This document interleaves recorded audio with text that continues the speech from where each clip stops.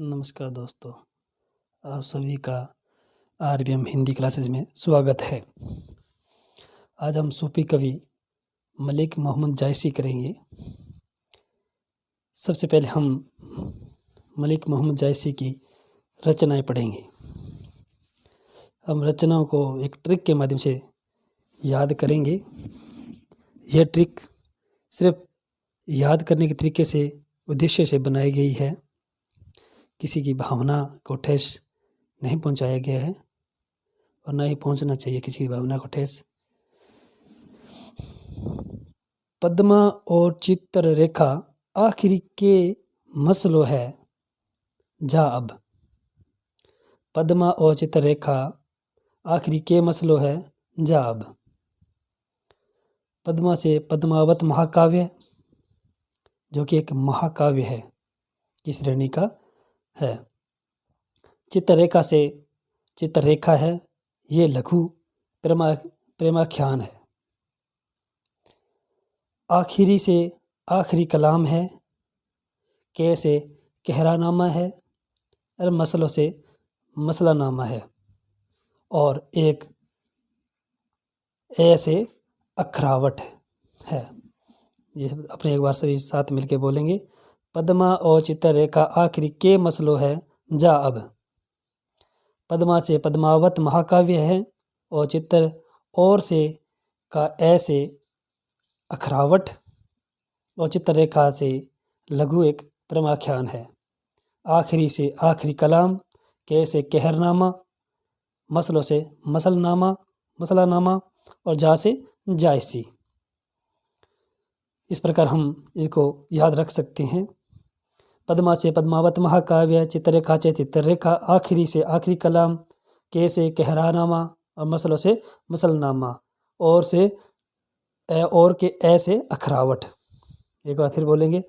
पद्मा से पद्मावत महाकाव्य, और से अखरावट, चित्ररेखा से चित्ररेखा, आखिरी से आखिरी कलाम, के से कहरानामा, मसलों से मसलानामा और जा से जायसी।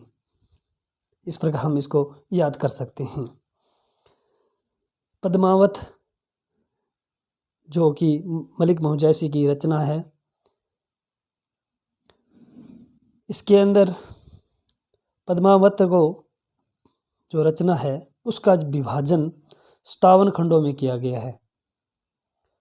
हिंदी साहित्य का प्रथम बड़ा महाकाव्य माना है आचार्य रामचंद्र शुक्ल ने। यह प्रश्न बन सकता है कि पद्मावत रचना को किसने हिंदी साहित्य का प्रथम बड़ा महाकाव्य माना है। याद रखें, ये प्रथम है, बड़ा महाकाव्य माना है आचार्य रामचंद्र शुक्ल ने। सूफी काव्य परंपरा का प्रौढ़तम काव्य माना है किसको? पद्मावत को। रतन सिंह व पद्मावती के विवाह तक की कथा किस भाग में है? तो ये है प्रबोध भाग में। और विवाहोत्तर मतलब विवाह के बाद की जीवन की जो कथा है वो है उत्तरार्ध भाग में। रतन सिंह व पद्मावती के विवाह तक की कथा किस भाग में? तो वह है प्रबोध भाग में। और विवाहांतर व जीवन की कथा जो है वह उत्तरार्ध भाग में। इस रचना के पात्र व प्रतीक, इस रचना के अंदर प्रतीकों का प्रयोग बहुत हुआ है। तो इस रचना के पात्र व प्रतीक, रचना में जो चित्तौड़ है, चित्तौड़ को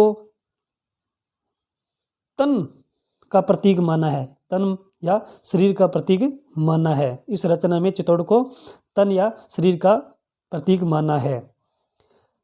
सिंहलदीप को हृदय का प्रतीक माना है। राजा रतन सिंह या रतन सेन जो कि नायक हैं, उसको मन या योगी साधक माना गया है। रानी पद्मावती नायिका है, उसको सात्विक बुद्धि का प्रतीक माना है। रानी नागमती जो कि सहनायिका है, उसको संसारिक बुद्धि का प्रतीक माना है। हीरामन तोता को गुरु का प्रतीक माना है राघव चेतन है जो कि एक सभा पंडित हैं, उनको शैतान का प्रतीक माना गया है। अलाउद्दीन खिलजी को माया का प्रतीक माना है। राजा रतन सेन को आत्मा का एवं पद्मावती को परमात्मा का प्रतीक किसने माना है? तो आचार्य शुक्ल ने। आचार्य शुक्ल ने रतन सेन को आत्मा का एवं पद्मावती को परमात्मा का प्रतीक माना है। यह प्रौढ़ व सरस प्रेम मार्गी काव्य माना है आचार्य रामचंद्र शुक्ल ने। पद्मावत को आचार्य रामचंद्र शुक्ल ने